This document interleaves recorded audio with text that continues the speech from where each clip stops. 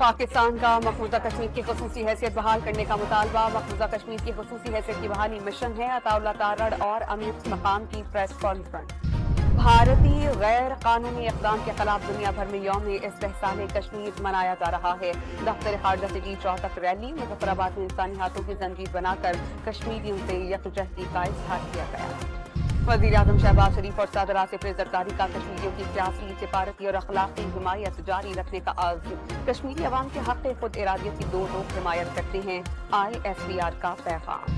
दुनिया के सामने आज भारत की नाम निहाद जमहूरियत का चेहरा बेनकाब हो गया। मिसाल मलिक का पैगाम। वज़ीर दाखिला मोहसिन नकवी और वज़ीर-ए-आज़म आज़ाद कश्मीर चौधरी नबारुल हक का कश्मीरियों के साथ मुकम्मल यकजहती का इजहार।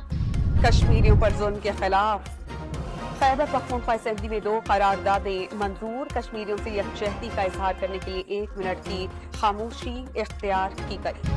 DG ISPR अहमद शरीफ आज दिन 3 बजे हम प्रेस कॉन्फ्रेंस करेंगे। प्रेस कॉन्फ्रेंस में मुल्क की मजमूई सिक्योरिटी की सूरत हाल पर बातचीत की जाएगी। पाकिस्तान क्रिकेट बोर्ड का चैंपियंस कप शुरू करने का बाकायदा तौर पर ऐलान। हर फॉर्मेट का टूर्नामेंट होगा। 5 टीम्स शिरकत करेंगी। गैर मुल्की खिलाड़ी भी होंगे।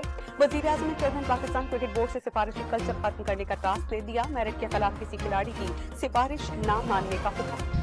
कराची में आज मूसलाधार बारिश की पेशगोई। कल होने वाले बारिश के पानी को सड़कों पर जमा देखा गया। सखी हसन और लियाकताबाद समेत कई इलाकों में सड़कें धंस कर रह गई। बिजली के भारी भरकम बिल्स और टैक्सेस के खिलाफ जमाते इस्लामी का रावलपिंडी और कराची में धरना जारी।